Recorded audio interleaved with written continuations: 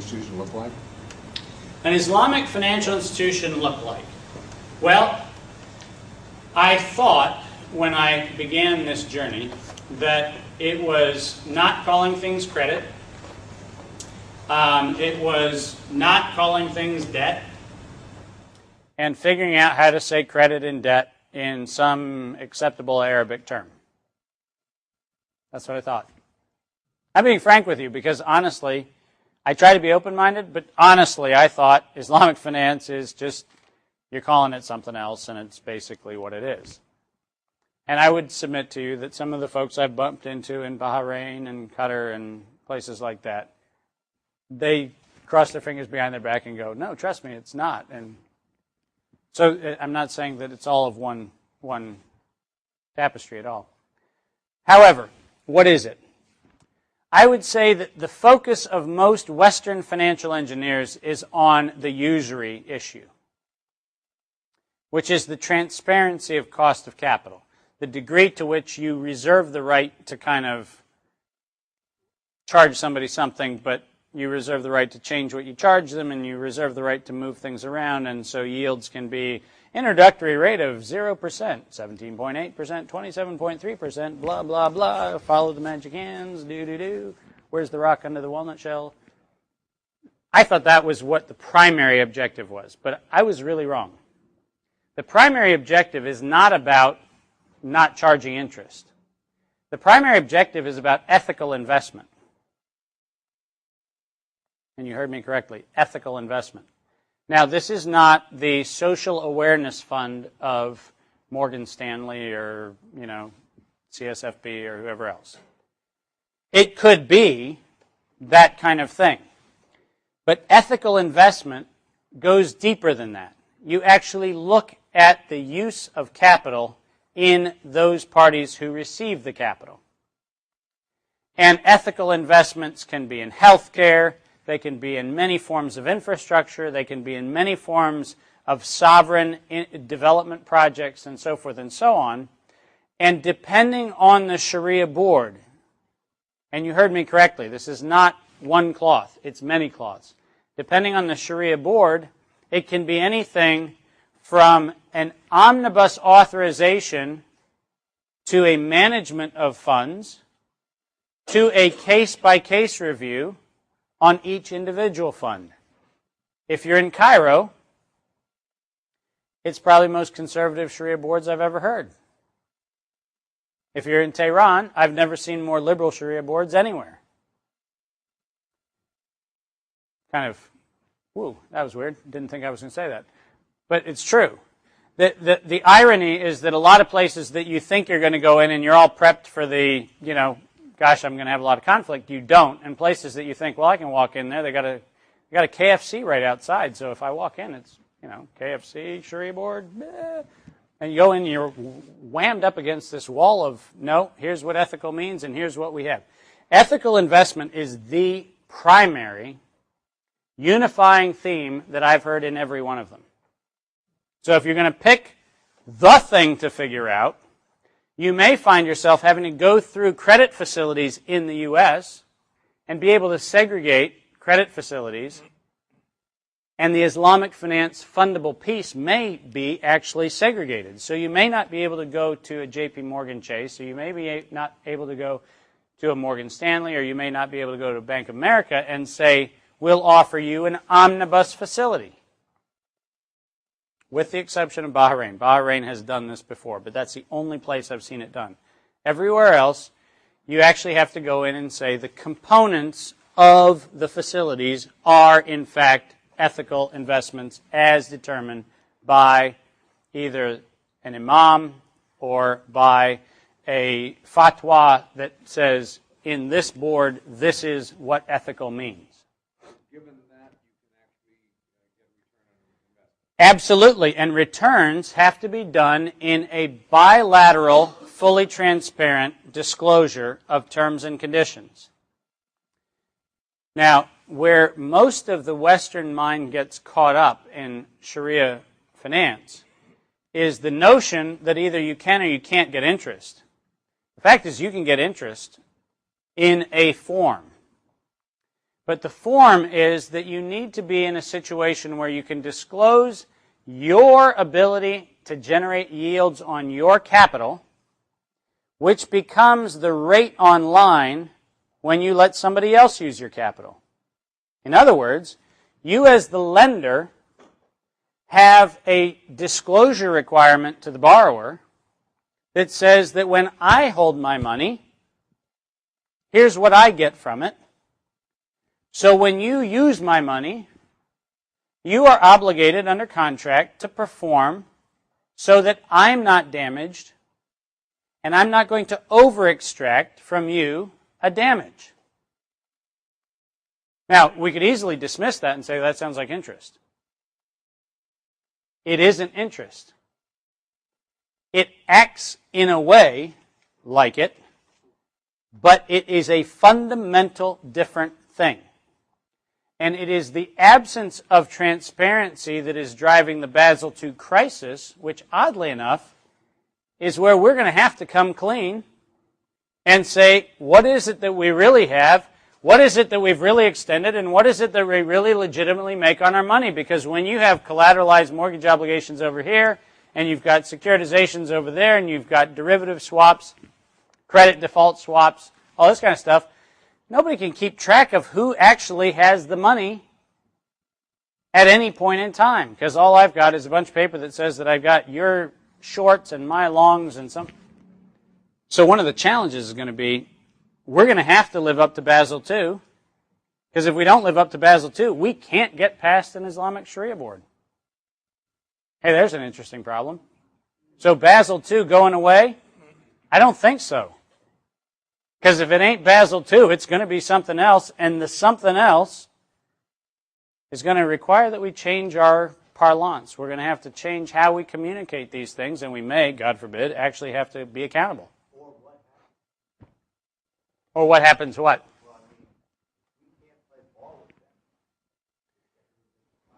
Bam, do you remember Russia when the ruble started getting a little crazy?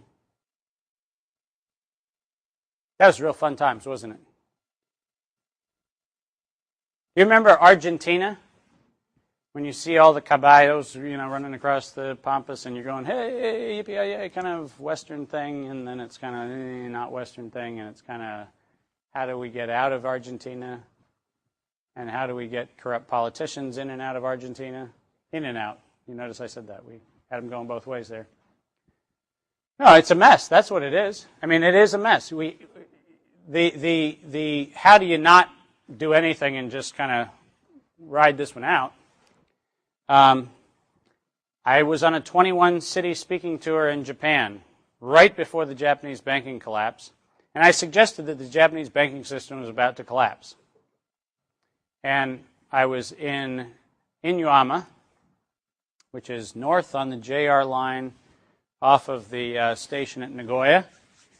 And I was in a room full of about 500 people, and a lot of them had come up from Osaka, and a lot of them had come up from Nagoya, and it was a wonderful kind of traditional Japanese, really beautiful, actually, vacation spot if you want to go. Highly recommend. On the Edo River, where they still do cormorant fishing, where they have those burning baskets and they have the ducks on the leashes, and the ducks dive down and catch the fish. It's really cool. You ought to go. I was there. And at that meeting, after we'd seen the cormorants fish, at that meeting, I suggested that the reason why the banking system of Japan was going to collapse was because the underwriting guidelines for issuing credit were based on 5-year historical cash flow financials. Ooh. Man, you're really with it, man. You're really futuristic there. You're really seeing something. That's what everybody does.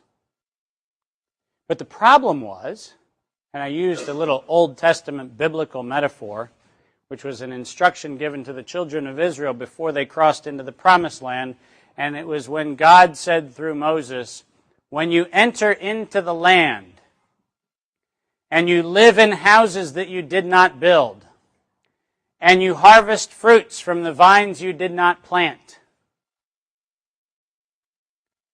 and you walk down the streets you did not pave, and you manufacture goods in the factories you didn't build, and you use production lines that you didn't design, see where we're going? Remember that you didn't build it. And the reason I said Japan was going to face a crisis was the following.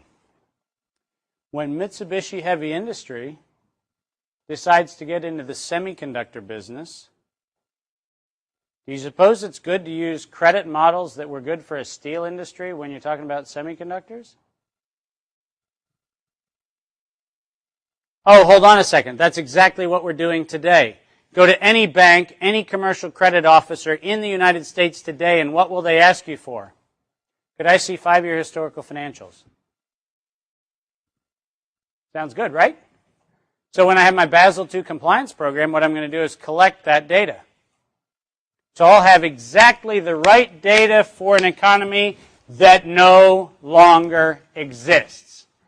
And I said that in Inuyama, and I almost got thrown out of the city, and for crying out loud, almost thrown out of the country. How could you say this about the Japanese banking system, which is the most centrally regulated banking system on earth? After all, everybody has this giant tower in Tokyo, and everything happens there, and it's all clean. And I just suggested that maybe infrastructure bonds for the steel industry and fabless construction for the consumer electronics industry might not behave the same. Maybe.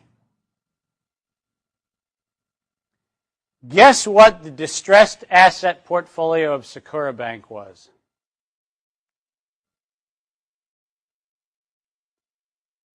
Steel industry. Really stable 5-year historical financials. Spectacular. Auto industry. Stable growth through the 5-year historical financials. Stable growth. Stable growth. Default.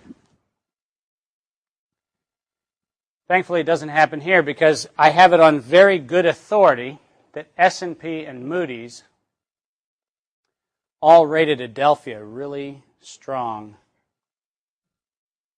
Gosh, that was mean, wasn't it? I just said something that was mean. That's okay. They got Enron right. Oh, no, I'm sorry. I feel like I can't say anything, but they'll get Kodak right, won't they? That's the problem. Problem is, we have a situation where the information that we're collecting in our knowledge economy is the wrong information. That's the amazing thing about it. We knew that. That was Gigo back when I was, learning what that Tandy 64 really was. Other questions? Yes. David, the words government and transparency have never gone... Oh, man, now you're hurting me. They've never gone to bed well together. And how is all of this going to change when Basel II comes in effect and governments and the institutions that lend to them are going to have to clarify what their assets are and the value of them? I never thought I would, and this is pretty interesting because I grew up in a pacifist family.